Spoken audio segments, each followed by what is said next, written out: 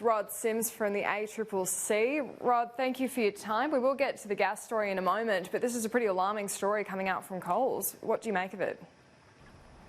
Oh, it is very concerning, and we've just had a number of these. Clearly, people companies paying their workers very low wages, and then just not checking that they're complying with the awards. I mean, just pretty fundamental stuff. So I think companies have really got to hold themselves to a much higher standard here. On to the gas matter. The story today that companies are shutting down because of gas prices, Rod, and it seems export prices are not dropping in line with domestic prices. How is that happening? Look, we've got two problems. One is in a few years we might be facing serious shortages of gas with declining gas production in the offshore Victorian fields, LNG, gas deposits being written down, lack of pipelines, and of course the effective moratoria in Victoria and New South Wales on onshore gas production. That means the market's very tight, but what we are seeing is international prices, when you translate them back to Australia, are below $7 and have been for quite some time, yet domestic buyers are paying anywhere between $9 and $12. Now that's really a shocking situation and does lead to plant closures. So really we're calling on companies who've got gas to make sure they're selling it domestically at reasonable prices. Really we can't have any more plant closures due to overpriced gas on the domestic market. When you say you're calling on, though, what can you do? Because that just seems like a straight-up case of profiteering in Australia when it's our gas. Look, that's right. The problem with the gas market is when the LNG projects went ahead in Queensland, the gas producers promised the government and Australians that we would not face a shortage of gas, we would not be in this position, and now we are. It puts the government, and I suppose us, in a terrible predicament. It's not easy to know how to fix this, given that contracts are in place. The government, I know, is watching and looking at our reports to see just how bad things are. Quite what the government... look, if I had a view about what the government could do, I'd be saying it, but it's a really tricky position. What I think companies who've got gas have to do is just be very sure they're not profiteering in these circumstances. Otherwise, they're inviting some form of government action. I don't know what that would be, but they're walking a very fine line.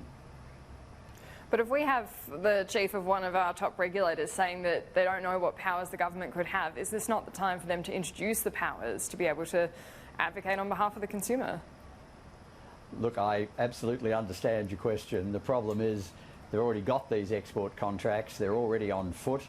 It is a very difficult situation. The government has got undertakings from the big LNG players to supply the domestic market in a reasonable way. I guess what we now need to do as the ACCC is just check, look at the non-price terms of these contracts, look at the supply-demand, and see whether we could advise government about whether there is profiteering going on. If there is profiteering, as I say, it's a very difficult issue for government. If it was a simple solution, I'd be calling it out. What we are trying to do is get the companies to behave responsibly. If they don't, we'll have to talk to government about what they do next. But there's no easy solutions here. You've spoken about supply and demand there. From what you know about the situation, should the government pull the gas supply trigger? That is something they introduced.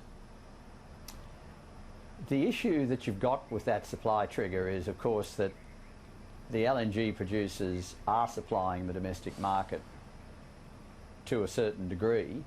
They have got export contracts. Even if you get them to divert more gas, we still don't know what the price of that gas is going to be. So I think this is really a situation where there needs to be a lot of tough talking with the industry to get them to behave in a more responsible way. I don't think there's a simple legislative trigger.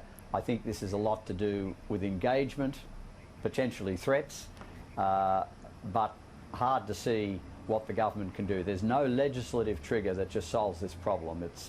I'm afraid just a matter of discussion with the companies. I'm sure the government's doing that.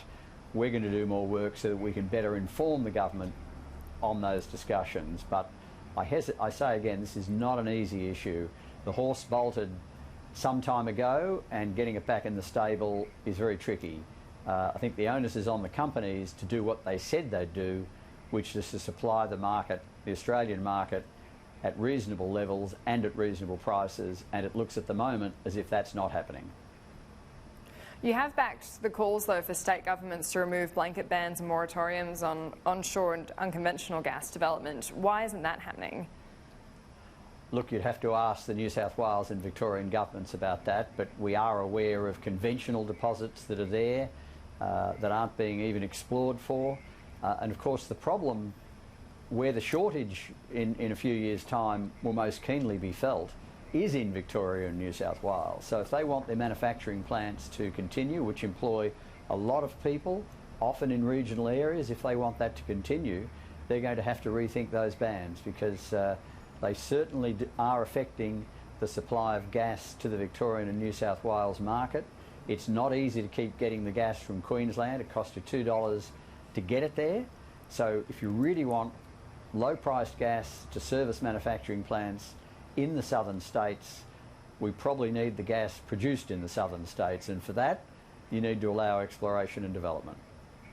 And on top of that, if that is allowed, for example, Victoria with a decision that's due in June of this year, Rod Sims, the lesson we learnt out of this is, do we need reserved gas for Australian use because we cannot trust the companies?